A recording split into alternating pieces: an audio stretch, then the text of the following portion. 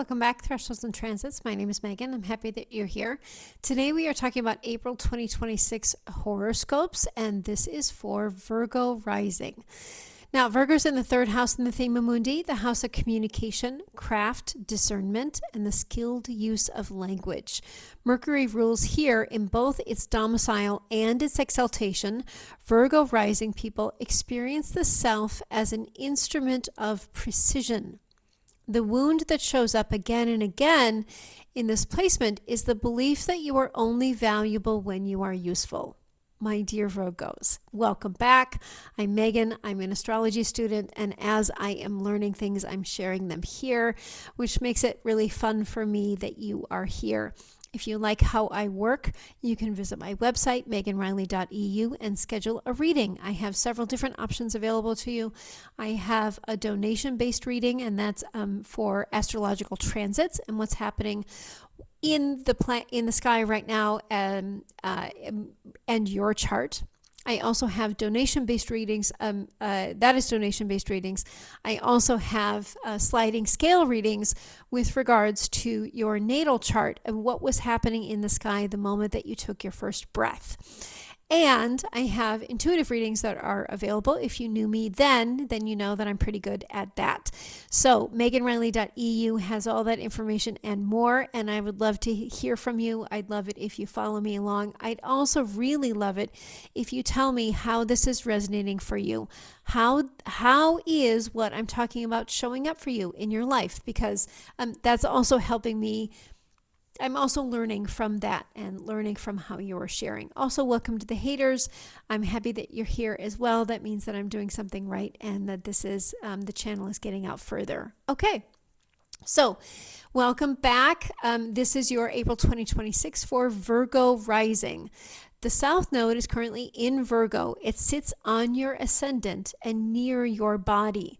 That means this entire nodal cycle is asking Virgo rising people to release something fundamental about how you have been relating to precision and service and perfectionism as a survival strategy. And April makes that question even more loud.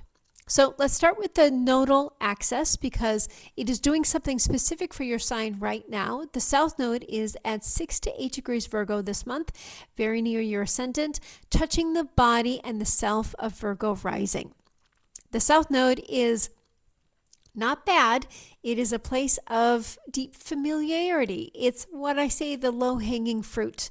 It's the thing that we return to under pressure, the path of least resistance. For Virgo rising, the South Node is your first house, is the return to perfectionism as safety, the return to discernment as a way of never being vulnerable enough to be wrong. And the North Node is in Pisces, in your seventh house, the house of partnership and the binding other. The directional pole of this nodal cycle is toward the seventh, toward relationship, toward the dissolution of the self as instrument in the presence of genuine intimacy. So it doesn't mean erasing yourself in relationship. It means being willing to be seen as imprecise, as in process and not yet finished. Now Pluto is at 5 degrees in your sixth house, stationing retrograde in late April. The sixth house is the house of health and labor and daily systems, the machinery of how you function from day to day. Pluto in the sixth has been dismantling the machinery since 2024. The retrograde station this month forces an interior reckoning. What does your daily system actually serve? Not in theory, not in ideal construction, but in practice. What does your labor benefit, and who does your labor benefit? Sylvia Federici writes that the separation of women from the products of their labor is one of the foundational violences of the modern period. The sixth house is the house where that violence lands in the personal chart. April is the month to look clearly at whether the labor that you are putting out is actually coming back to you in a form that sustains you. Juno in Aquarius is conjunct Pluto in your sixth house all month.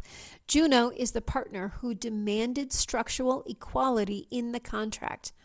In the 6th house, the contract you are examining is the work agreement. What did you agree to in your professional or your service life that you would not agree to now? What implicit labor agreement is currently operating that was never actually on fair terms?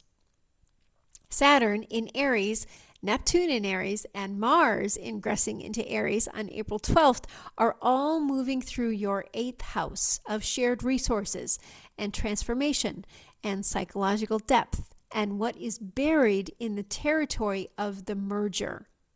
The 8th house is the house of what you share financially, sexually, psychologically. The Saturn-Neptune conjunction through February and March has been dissolving the structure of how you engage with shared terrain. Mars on April 12th brings confrontation. The exact Mars-Saturn conjunction on April 19th lands in the 8th house of what was buried in shared financial or psychological territory is being actively pressed. It's pressure. Now Chiron is at 25 to 28 degrees of Aries, and that's also in the 8th house. So the wound in shared resources and the psychological depth, the place where the merger has cost you more than what you planned on and accounted for. Jupiter is at 16 to 18 degrees of Cancer this month in your 11th house, the house of community and friendship and collective belonging. The greater benefic in the house of the collective is a gift. This is a really great period for community building and for finding the people who expand you rather than diminish you. Uranus ingresses into Gemini on April 26th, and that is entering your 10th house of career and public reputation. This begins a 7-year disruption of your professional identity.